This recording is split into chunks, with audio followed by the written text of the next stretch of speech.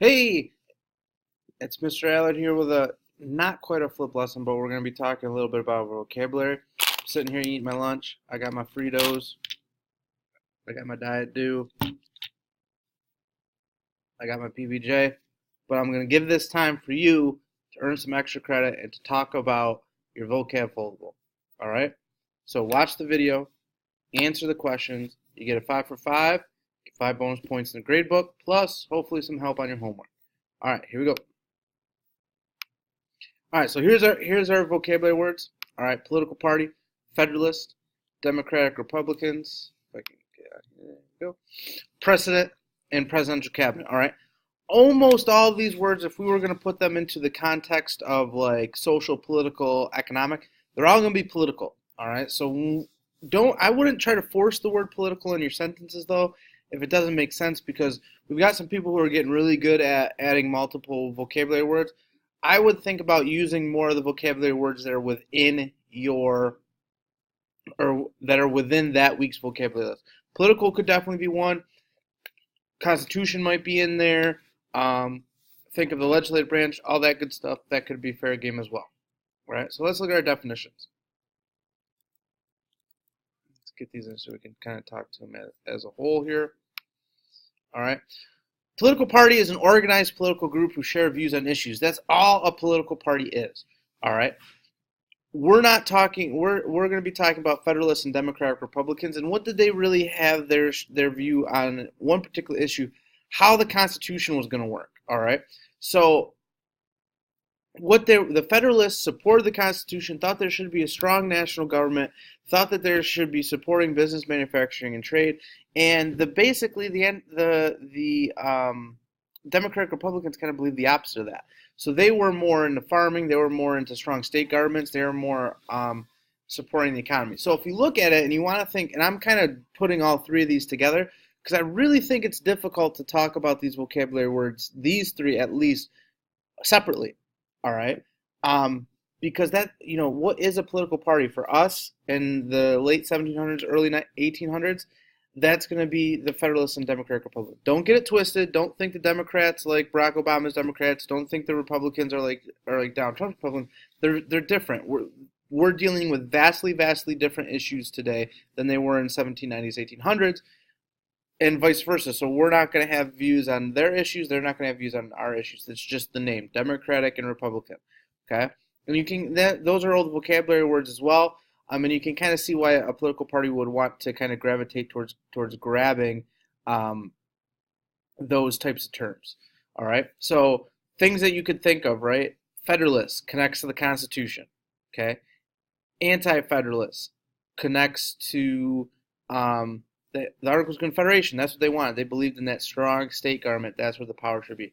So, political party, organized political view. Examples of political parties: Federalists, strong national government, really focused on being pro-business, manufacturing, trade, etc. Democratic Republicans were a lot like kind of the outgrowth of the anti-Federalists. They want the strong state government. They support an economy based on farming. All right, let's scroll down again. Okay, let's look at, I'll bring this up here. Maybe we'll zoom in a little bit. No, we'll leave it there. All right, so our presidential cabinet. How I think about this, and I think I kind of talked about this in class today, is I always remember the presidential cabinet is, number one, presidential cabinet are advisors. They're people who advise the president. And I think, where does the president keep his advisors? Bloop, right there in the cabinet. Not a literal cabinet, but you get the idea. Okay.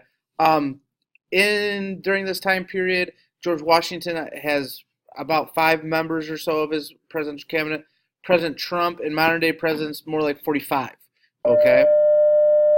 And they're all folks who are expert in their particular field that can help the president. So there's nothing in the Constitution about the president having a cabinet. It's part of what we call the unwritten Constitution. Things that we do just because it's kind of set a precedent for that, so to speak. But Washington did this again. He's a general. He realizes, he's a good leader, maybe not the most intelligent, most super smart person, but he realizes there's people who can help him. So he gets those smart people, he gets them in a room and says, all right, here's our issue. What do we deal with?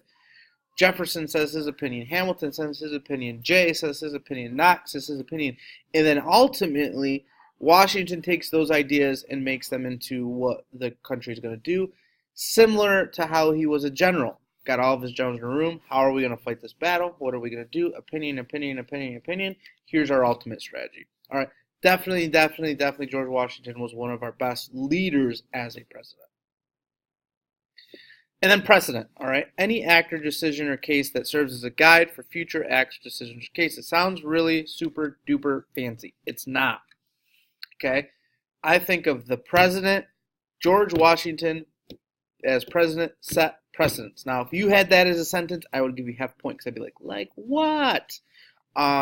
Precedents are future decisions, all right? So he did things, and now we do them like that because he did them.